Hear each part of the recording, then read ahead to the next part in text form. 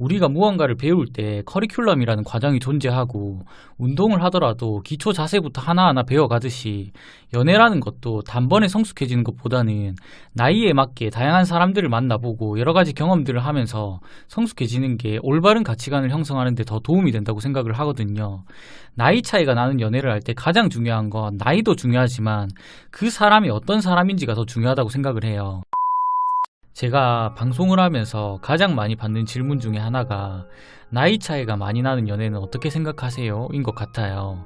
사실 방송에서는 제 개인적인 주관을 여러 시선에서 말씀을 드렸지만 이때까지 영상으로 만들어서 업로드를 하지 않았던 이유는 분명히 나이도 중요하지만 서로의 경험이나 연애 가치관도 중요하기 때문에 생각의 정리가 좀 필요했던 것 같아요. 일단 제 개인적인 주관은 나이 차이가 좀 나더라도 나이가 어린 쪽이 어릴 때부터 나이에 비해서 고생도 좀 하고 사회생활 경험도 있고 연애 경험도 어느 정도 있고 여러 부분에서 자신의 나이보다 성숙하고 내공이 좀 쌓여 있다면 나이 차이가 나더라도 연애를 하는데 크게 문제가 없는 것 같아요. 근데 정말 현실적으로 방금 제가 설명드린 나이에 비한 성숙함을 갖추고 있는 사람들이 생각보다 많이 없다는 거예요. 반대로 나이가 많아도 성숙함을 갖추지 못한 사람도 존재하고요. 그래서 지금부터는 각자의 나이에 맞게 연애 가치관을 가지고 있는 사람끼리 만났을 때 자주 발생하는 문제들로 오늘의 주제를 한번 풀어나가 볼까 해요. 첫 번째는 경험의 차이예요. 나이 차이가 난다는 건 그만큼 여러 부분에서 경험의 차이가 난다는 걸 의미하고 경험이 많은 쪽이 연애의 주도권을 가지고 그 연애를 독점할 확률이 매우 높아요. 경험이 부족한 사람의 입장에서 생각해보면 본인보다 여러 부분에서 경험이 많은 사람이니 상대방의 모든 말이 정답인 줄 알고 자신의 연애 가치관을 상대방에게 맞춰가기 시작해요. 상대방의 연애 가치관에 일방적으로 맞춰주는 순간 본인의 다음 연애에도 영향이 간다는 걸 절대 잊으시면 안 돼요. 여기서 여러분들이 꼭 기억하셔야 될 건 나이가 많고 작고를 떠나서 나이가 어리다고 무조건 철이 없고 생각이 부족하다고 볼 수 없으며 나이가 많다고 무조건 생각이 깊고 지혜가 있을 것이라고 생각을 하시면 안 돼요. 사람마다 살아온 환경이나 경험들이 다 다르기 때문에 성인이라면 본인의 생각과 느낌을 믿고 행동을 하시는 게 가장 좋아요. 두 번째는 가치관이 상대방에게 강제로 맞춰지게 돼요. 제가 방송을 하면서 이런 말씀을 하시는 분들을 정말 많이 봤어요. 제가 연상을 만나서 연애를 하고 있는데 항상 애 취급을 해요. 항상 제가 하는 말은 틀렸다고 얘기해요. 아직 어려서 아무것도 모른다고 얘기해요 등 단순히 나이로만 상대방을 평가하고 상대방의 의견을 존중하지 않는 경우가 발생을 해요. 근데 제가 항상 하는 얘기지만 내가 일방적으로 상대방의 연애 가치관에 맞춰주는 순간 두 사람의 동등한 위치가 깨지면서 갑과 을이 정해지는 거예요. 조금 더 쉽게 설명을 드리자면 경험이 많은 사람이 경험이 부족한 사람을 자꾸 휘두를 수 있다는 거예요. 근데 경험이 부족한 사람은 이걸 자각하지 못하기 때문에 상대방이 원하는 대로 움직이게 되는 경우가 종종 발생해요.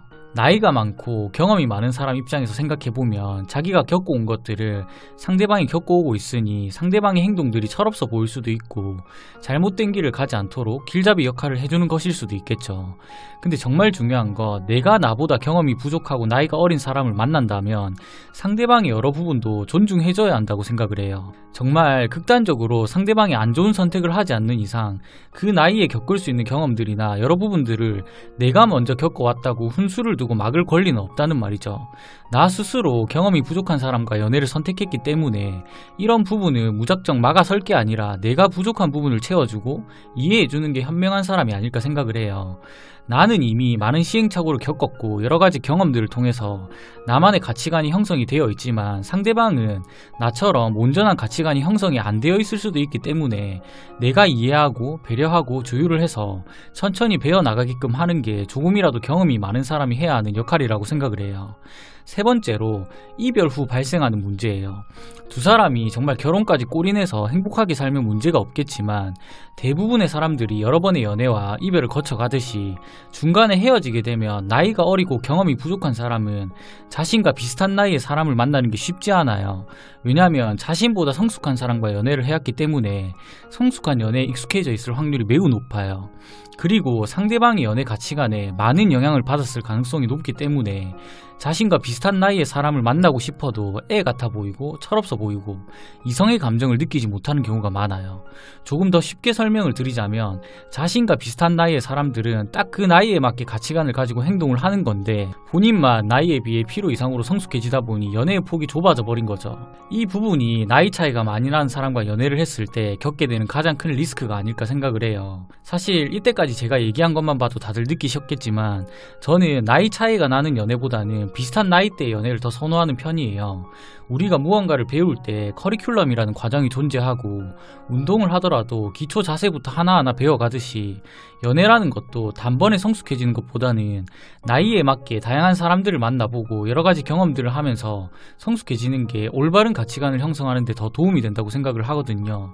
나이 차이가 나는 연애를 할 때 가장 중요한 건 나이도 중요하지만 그 사람이 어떤 사람인지가 더 중요하다고 생각을 해요. 근데 상대방이 어떤 사람인지 판단을 하려면 분명히 사람 보는 눈이 필요한데 사람 보는 눈은 수많은 경험과 시행착오에서 얻게 되는 결과물이기 때문에 내가 사람 보는 눈이 부족하다고 판단이 된다면 리스크가 큰 연애보다는 비슷한 나이대 연애를 하는 게 맞다고 생각을 해요. 오늘의 얘기는 지극히 제 개인적인 견해이기 때문에 절대 제 말이 정답이 아니니까 너무 진지하고 무겁게 보지 마시고 조금은 가볍게 들어주셨으면 좋겠습니다. 부디 이 영상이 여러분들에게 조금이나마 도움이 되셨으면 좋겠습니다.